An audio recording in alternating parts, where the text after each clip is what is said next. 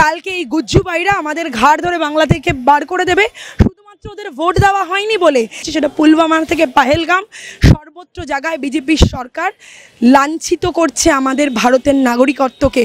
আমাদের দেশের স্বাধীনতা মানেনি, তারা যদি ৭৫ বছর আজাদি কি মানায়, হাস্যকর ছাড়া কিছু নয়। দুটো গুজ্জু ভাই বিক্রি করছে, দুটো গুজ্জু ভাই কিনছে, এটাই এখন এই ভারতবর্ষের মোটো হয়ে দাঁড়িয়েছে। মুখ্যমন্ত্রী মমতা বন্দ্যোপাধ্যায় আজকে যে বাংলা বাঙালির জন্য মিছিল করছেন, আদৌ কি বাংলার নাম কোথাও গিয়ে সম্মানিত হচ্ছে? দেখুন, বাংলা যে সম্মানিত তা কয়েকদিন আগে নীতি আয়োগের রিপোর্ট বেরিয়েছে এবং এগিয়ে বাংলা ওদের বলতে বাধ্য হয়েছে, কেন্দ্রীয় রিপোর্টই, তাই না?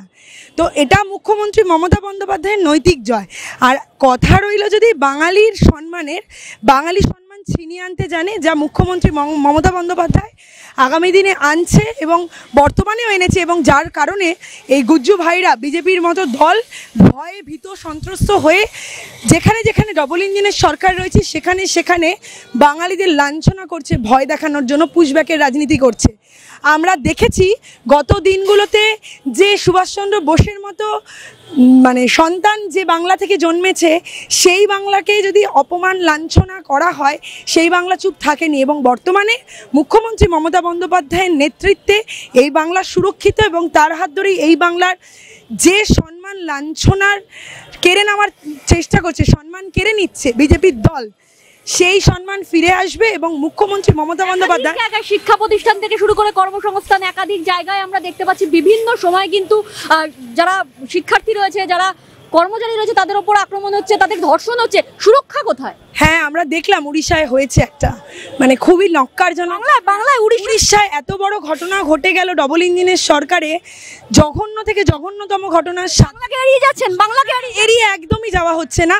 বাংলায়ও একটা ঘটনা ঘটলে ধর্ষণ কোনোভাবেই সমর্থনযোগ্য নয়। আমরা আজকে যে কারণে রাজপথে বাঙালির সম্মানার্থে, আপনি বাঙালি আমি বাঙালি, বাঙালির জন্য বাঙালি হয়ে যদি আজকে রাজপথে না নামি, কালকে এই গুজ্জু ভাইরা আমাদের ঘাড় ধরে বাংলা থেকে বার করে দেবে শুধুমাত্র ওদের ভোট দেওয়া হয়নি বলে। দিনের পর দিন এই বাঙালিদের নিপীড়ন নির্যাতন করে এসছে বিজেপিরা, তার জলযন্ত্র প্রমাণ 100 দিনের রিওয়ার্ড দিচ্ছে যে আমরা সবচেয়ে ভালো কাজ করেছি, কিন্তু টাকাটা আটকে দিচ্ছে। সবচেয়ে বড় প্রমাণ, গৃহহীনদের গৃহর জন্য যে টাকা আমাদের ট্যাক্সের টাকায়, সেই টাকা আটকে রাখছে কেন্দ্র, নাকি তারা টাকা দিবে না বলে দিচ্ছে না, এখান দিয়ে ভোট পায় না বলে দেবে না। এইখানের গ্রামীণ রাস্তার টাকা আটকে রাখছে। কেন রাখবে?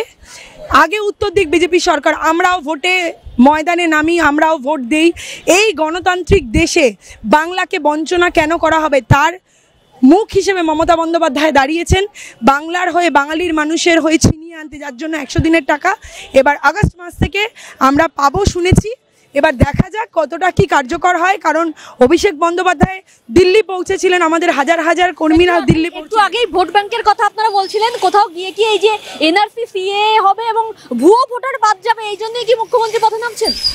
ভুয়ো ভোটার বাদ তো যাচ্ছে না, দেখা যাচ্ছে আমাদের রাজ্যে যারা 1960 থেকে বসবাসকারী বা তার আগে থেকে ভোটার লিস্টের মারফত তাদের সন্তানদের হাতে অসমের সরকার দেখাচ্ছে এনআরসি নোটিশ দিয়ে দিচ্ছে, যা গণতন্ত্র বিরোধী।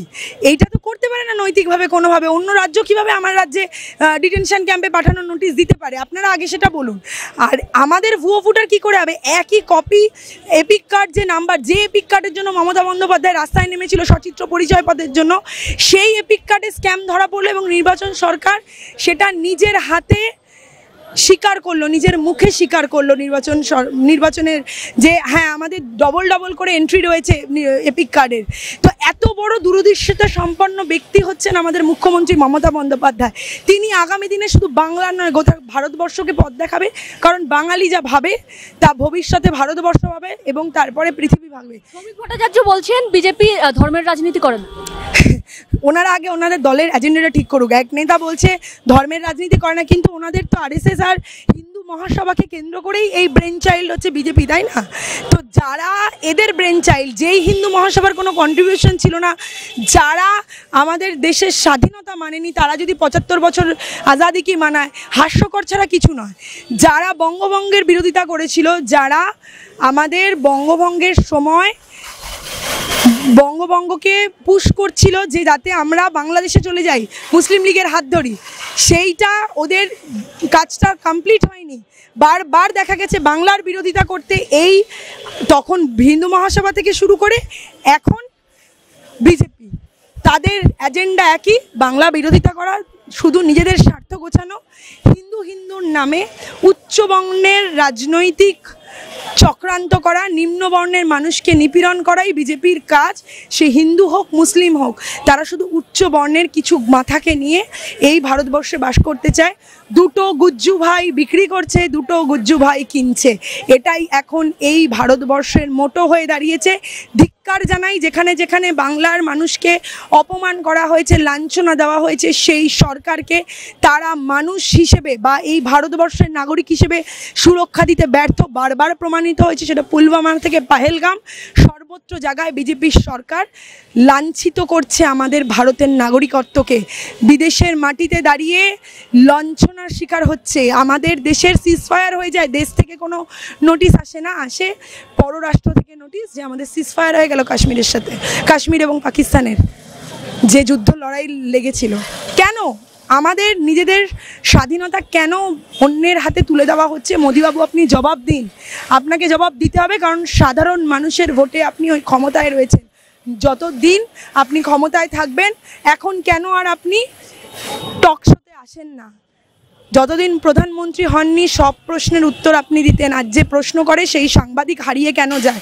উত্তর আপনাকে দিতে হবে, নইলে গদি ছাড়তে হবে। মোদিবাবু, সামলে যান। মুখ্যমন্ত্রী মমতা বন্দ্যোপাধ্যায় রাজপথে, অগ্নিকন্যা রাজপথে, বিজেপি হুঁশিয়ার।